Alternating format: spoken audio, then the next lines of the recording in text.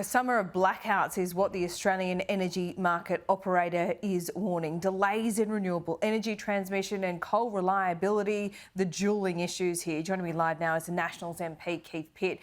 Thanks so much for your time. First of all, the politics around this is toxic, as always.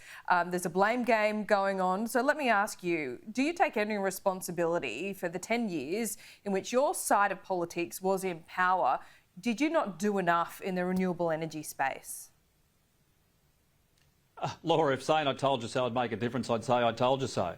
But this is the reality of where we're at. What's causing the grief with intermittent wind and solar are the Labor proposals to actually accelerate those installations, to accelerate those costs, to accelerate those transmission lines. And you'll be replacing what is incredibly reliable and has been reliable for decades in terms of coal-fired power stations with something which is not. It's that easy. But you signed up to net zero. So when were you going to make the transition? Well, 2050 is the number that gets bandied around. That's a long way away. And we've seen coal-fired power stations now close. That has reduced availability, particularly in New South Wales. And no one should be surprised. If you take away what's reliable and you replace it with something which is not reliable, you'll have an unreliable supply. I mean, this is pretty straightforward physics and engineering. So the reality is now striking home. Mr Bowen was warned that this would happen. I mean, you look at what occurred with Snowy Hydro. That's blown out to 10 billion plus, which, to be frank, I always said it would cost something like that. And the first thing he did was get rid of the CEO because the CEO probably told him the realities of life. Sure, but when you talk about coal-fired power being reliable, it's not as reliable as it used to be. That's the whole point. These are ageing systems that not even your side of government was willing to put more money into to prop up. Laura, I'll guarantee you solar panels fail every single day. Every day. The coal is still incredibly reliable, and one of the reasons they have challenges as they age is because no one's being game to invest in their maintenance because they think they might lose their money with some ridiculous proposition from government. Well, including your side of politics, now from Labor. Right? Our policy was always to extend those coal-fired power stations as long as possible. You actually need them in the system. They provide stability. But where's the money you put into them? We put up the proposal for capacity mechanism that included gas and coal. The first thing Labor did was to get rid of that. So they're now going to support even more money going to what is intermittent and unreliable. We knew that we desperately needed to keep coal and gas in the system.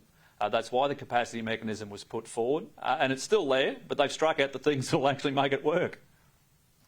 OK, so say you win the next election. How are you going to fix this? Oh, I think in the long term, if you want zero emissions with reliable supply, nuclear is your only option. That's why many countries around the world are moving to it. It's a known technology. It's a very, very small footprint. You don't need to build tens of thousands of kilometres of transmission.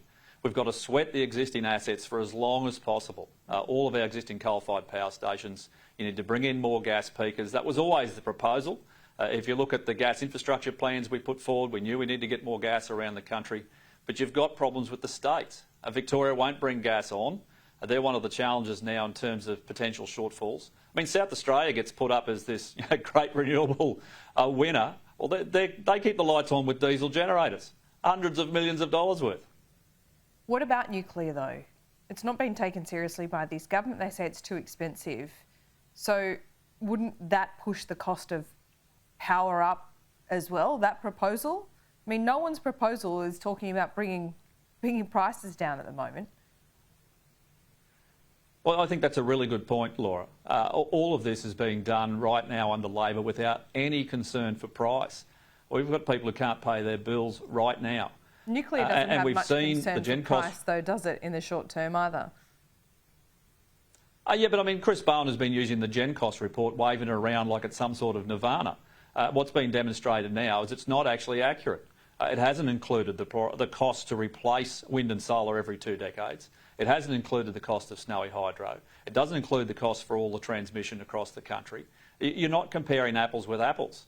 And if I talk to the people who live in the regions who don't want their farms split, who don't want giant easements and transmission lines and solar panels all over their properties, they're very happy to have something with a small footprint in an existing coal-fired power station location, for example, with technology that works. It works all the time, 24/7.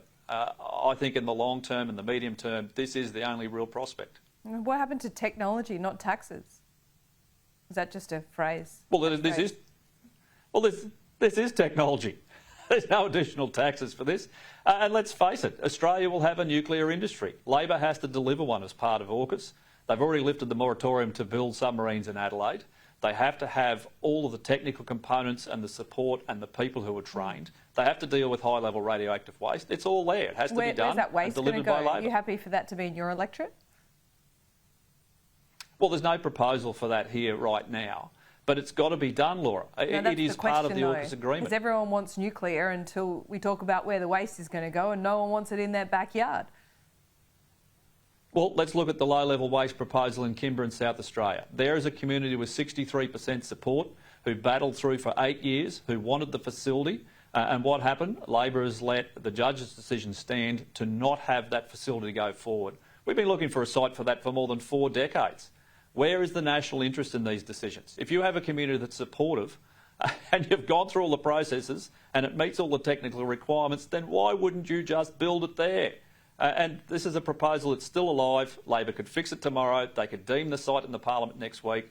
And I call on the Labor government to do just that. This is a community that's been through absolute hell to get this done, and we need it.